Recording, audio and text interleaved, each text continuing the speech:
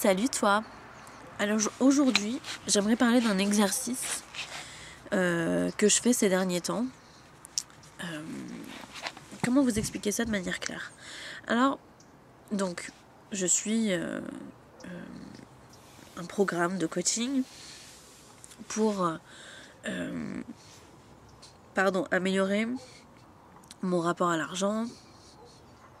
Le programme s'appelle Femmes riches et puissantes, si ça vous intéresse. Et c'est un programme qui est fait par Livia Quero. Et c'est fermé en ce moment, je crois.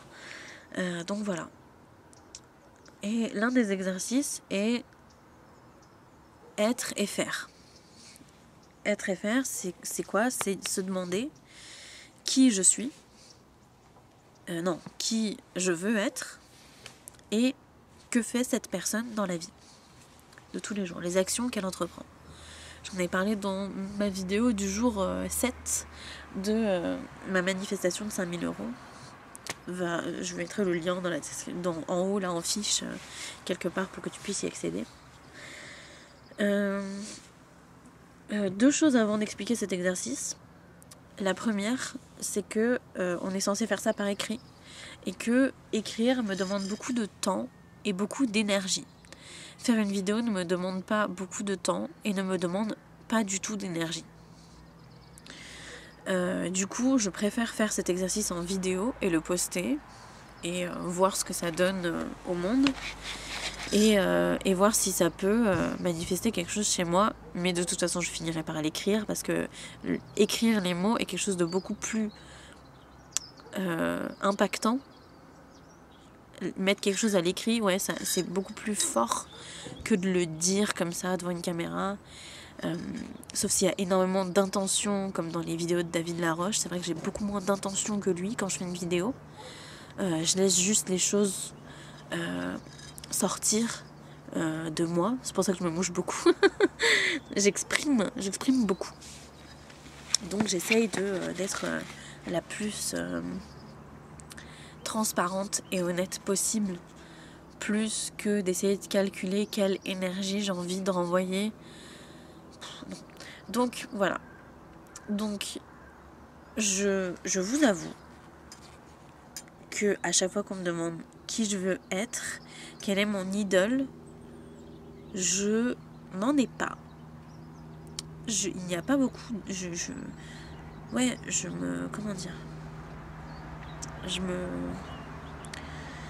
Je m'identifie pas beaucoup aux gens. Et c'est difficile quand on est HPI de s'identifier, parce que la plupart des gens ne sont pas comme nous. HPI, ça veut dire haut potentiel intellectuel, c'est être surdoué. Et quand on a fait un test de QI auparavant et qu'on a été diagnostiqué surdoué, on fait généralement des recherches pour savoir pourquoi est-ce qu'on est aussi différent et machin, et qu'est-ce que ça veut dire. Et du coup, ça m'a amené à, l'année dernière, me spécialiser dans cette partie de la population très spéciale et tout ce qui est neuroatypique, etc. Donc bon, on va pas s'éterniser sur le sujet. Ce que je sais, c'est que... Oh, il y a mon petit chien. Ce que je sais, c'est que dans la plupart des coachs, il y a énormément de haut potentiel. Donc, ce que je dis, c'est pas quelque chose à prendre pour acquis. Je me suis posé la question vraiment. Livia Quero, par exemple, elle s'identifie, elle veut vibrer à l'énergie d'Alicia Keys, ce que je peux comprendre. Mais moi, sur quelle énergie est-ce que j'ai envie de me poser, de vibrer? Oh, il a les pattes toutes mouillées. Je réfléchis. Je pensais à Tony Robbins à un moment.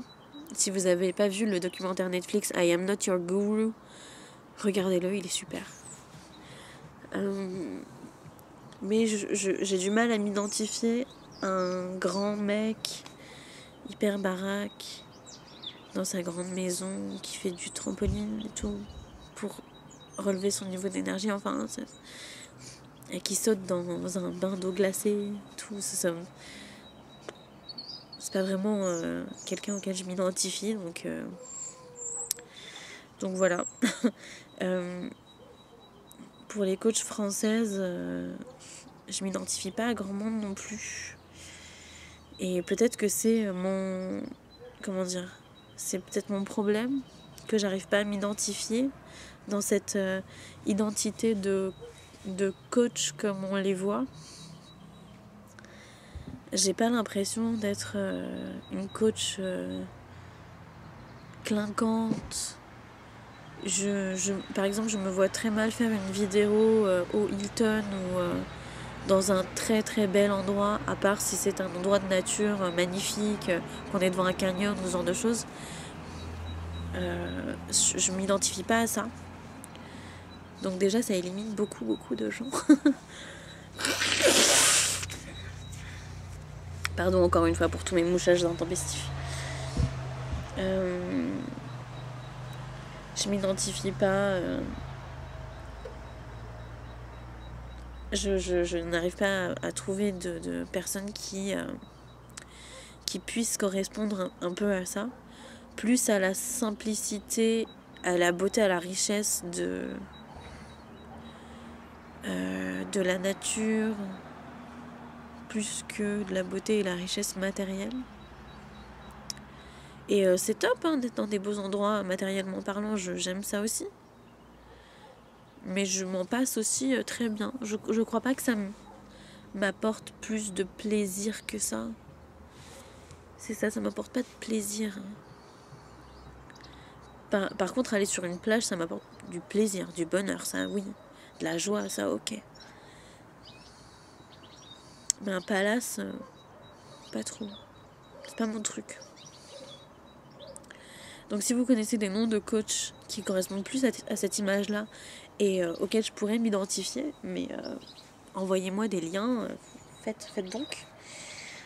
Voilà. Donc c'est aussi pour ça que qui je pourrais être et qu'est-ce que cette personne fait. Je ne peux que m'imaginer ce que j'aimerais pouvoir accomplir. Ce que j'aimerais pouvoir accomplir. Voilà. Plutôt que qui j'aimerais être.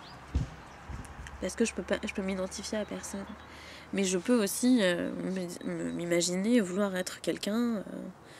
Par exemple, j'ai été interviewée dans les Wild Interviews de Leaders Go Wild, Caroline Verdier et Eloa Alvarez.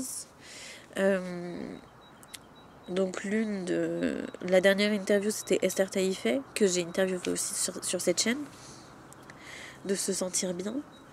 Et elle disait dans cette interview qu'elle avait envie d'incarner l'entrepreneur badass et que c'était encore difficile pour elle et qu'elle disait qu'elle faisait des petites vidéos sans prétention et que voilà.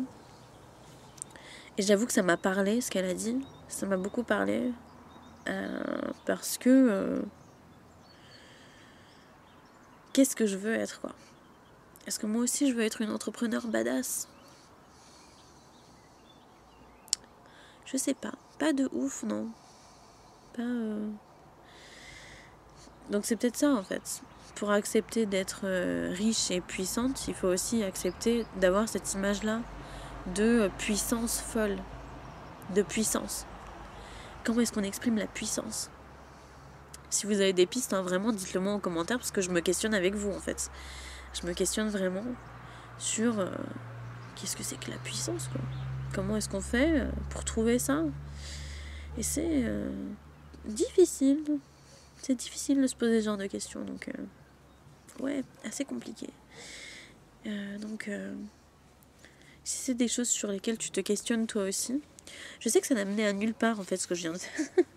Mais bon, au moins vous savez mes questionnements du moment et ce sur quoi je réfléchis.